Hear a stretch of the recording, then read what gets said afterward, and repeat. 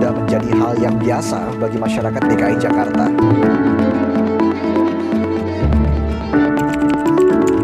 Katulampa naik tadi malam. Air yang diangkat dari kali Gunung pagi tadi itu menyangkut di pintu air. Telepon seluler tak diragukan lagi merupakan gadget atau gawai praktis yang dapat berfungsi. Tuan harus mewaspadai terganggunya pertumbuhan dan perkembangan.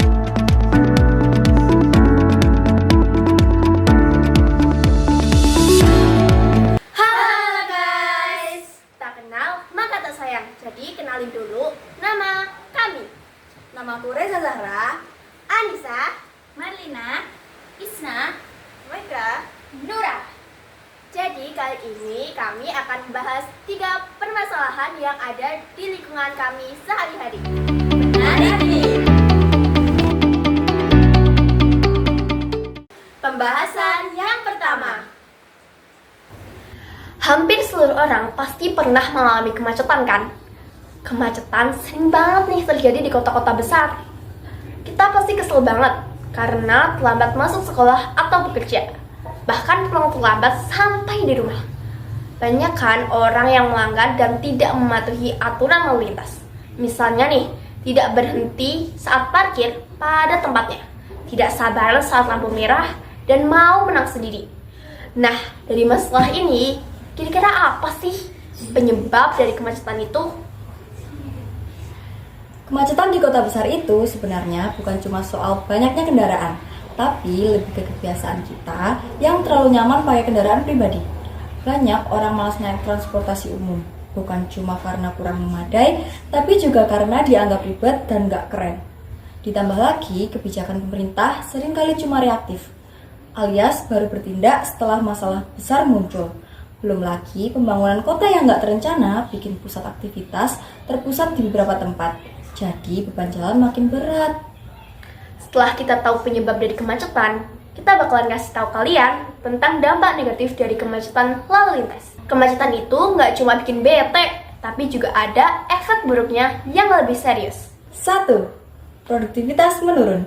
Seperti waktu habis di jalan menjadikan kita nggak bisa punya lebih banyak waktu buat melakukan aktivitas lainnya, yang bisa berdampak pada perekonomian kita juga loh. Nah, yang kedua, masalah kesehatan.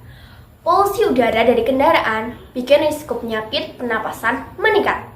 Belum lagi kontribusinya ke perubahan iklim. 3. Orang-orang kebanyakan lebih memilih untuk menggunakan kendaraan pribadi agar lebih mudah bepergian kemana saja. Punya kendaraan pribadi tentu lebih bebas, sementara yang mengandalkan transportasi umum seringkali kepepet waktu dan pilihan. Di sini kita udah tahu bahwa dampak dari kemacetan itu sangat merugikan masyarakat kan? Nah, jadi solusi paling efektif dan komprehensif untuk mengurangi kemacetan di Indonesia adalah 1. Transportasi umum yang oke. Nggak cuma harus ada, tapi juga nyaman, aman, dan terjangkau. Tapi ini harus dibarengi dengan kampanye supaya orang mau beralih dari kendaraan pribadi ke transportasi umum. 2. Kota berbasis transit. Bangun kota yang terintegrasi dengan transportasi umum. Jadi, orang bisa tinggal, kerja, dan ngapa-ngapain dekat rumah tanpa harus bolak-balik jauh. Yang ketiga, aturan ketat untuk kendaraan pribadi. Misalnya, pajak kendaraan lebih tinggi atau aturan ganjil genap. Tapi aturan itu tetap harus adil dan gak memberatkan masyarakat ya. Betul. Yang penting, solusi ini nggak cuma jangka pendek, tapi harus menyentuh akarnya, yaitu pola pikir dan kebiasaan masyarakat. Kalau semua pihak ikut berubah, baru deh kemacetan bisa benar-benar berkurang. Pembahasan yang kedua. Kalian, aku, dan kita semua pasti udah tahu kan dampak menggunakan plastik, yaitu tidak mudah terurai. Jika dibakar, asapnya menyebabkan polusi. Jika dibuang saja dapat mencemari lingkungan, dan plastik juga berbahaya bagi kesehatan manusia. Nah, meskipun sudah tahu dan sadar akan dampaknya, kenapa sih plastik tetap sering digunakan? Plastik sering digunakan karena harganya murah, ringan, praktis, dan mudah digunakan. Di beberapa tempat, alternatif ramah lingkungan belum tersedia atau lebih mahal. Dan juga kebiasaan orang-orang yang sulit diubah karena sudah ketergantungan dengan plastik serta kebijakan pemerintah yang kurang tegas membuat plastik terus mendominasi di kehidupan ini. Namun, kita bisa mengurangi penggunaan plastik yang terlalu mendominasi. Langkah-langkah yang bisa diambil untuk mengurangi sampah plastik mencakup berbagai tindakan nyata yang melibatkan pemerintah, masyarakat, dan individu. Pemerintah dapat memulai dengan meningkatkan edukasi dan kampanye untuk mengingatkan masyarakat tentang dampak buruk plastik terhadap lingkungan dan kesehatan. Selain itu, penerapan regulasi tegas seperti melarang penggunaan plastik sekali pakai sangat penting.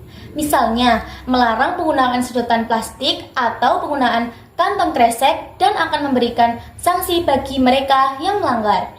Di sisi lain, pemerintah juga perlu memberikan perhatian kepada perusahaan yang menciptakan produk ramah lingkungan, penelitian untuk mengembangkan bahan alternatif yang murah dan mudah diakses oleh masyarakat perlu didukung.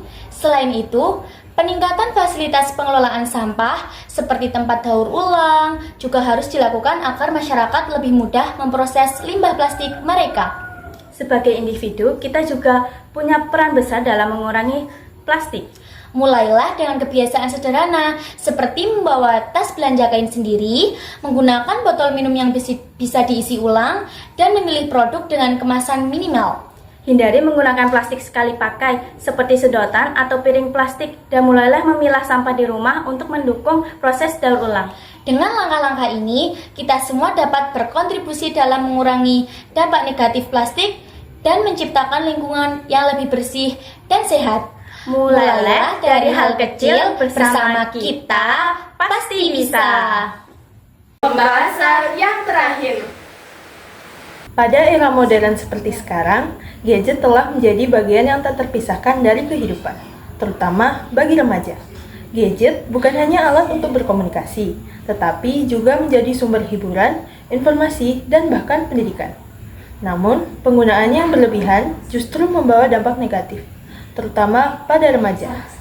Salah satu dampak yang paling terlihat adalah berkurangnya waktu untuk bersosialisasi secara langsung, karena banyak remaja lebih memilih menghabiskan waktu dengan gadget mereka. Nah, tahukah kamu bahwa kebiasaan ini dapat membawa konsekuensi yang serius? Beberapa di antaranya adalah terganggunya kemampuan berinteraksi sosial, menurunnya produktivitas dalam kegiatan sehari-hari, hingga meningkatnya risiko gangguan emosional seperti kecemasan dan stres. Hal ini menunjukkan bahwa meskipun gadget memiliki manfaat yang besar, penggunaannya harus dikelola dengan bijak agar tidak menimbulkan masalah.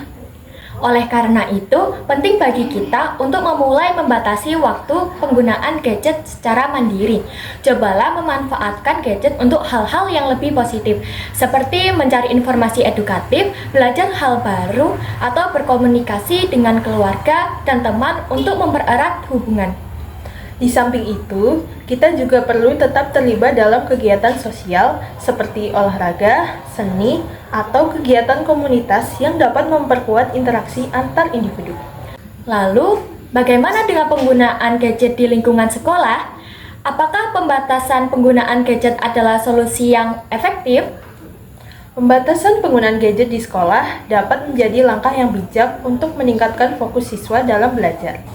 Dengan mengurangi gangguan dari notifikasi atau media sosial, siswa dapat lebih konsentrasi pada materi pelajaran dan aktivitas kelas. Namun, pembatasan ini sebaiknya tidak bersifat kaku. Siswa dapat memerlukan akses gadget untuk kebutuhan edukasi, seperti mencari informasi secara online, mengikuti kelas daring, atau menggunakan aplikasi pembelajaran interaktif. Kebijakan ini seharusnya mendidik siswa untuk memahami pentingnya manajemen waktu dan penggunaan gadget yang bertanggung jawab, bukan sekedar membatasi. Pendekatan yang seimbang dengan memadukan edukasi tentang penggunaan gadget yang sehat dan pengawasan yang tepat dapat membantu siswa lebih memahami manfaat dan risiko teknologi. Gimana nih kalau menurut kalian?